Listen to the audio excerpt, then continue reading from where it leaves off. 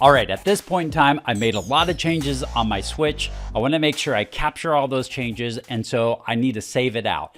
And I recommend save often. Every time you make a change, save. In fact, a little later on, I'll show you the method that I do anytime I make a change on devices. But for now, let's just talk about how we save our files.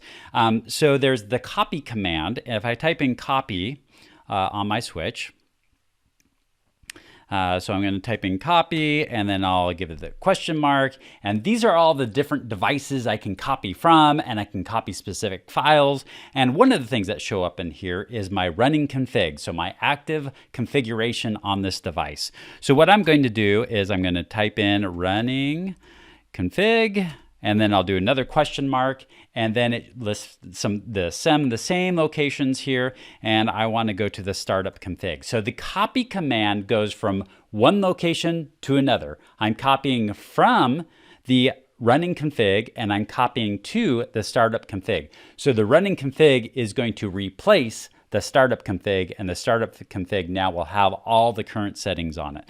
So I do startup -config, I hit enter. It's going to say, are you sure? This is going to overwrite this startup config. So I'm going to say, yes, I'm sure. And now it is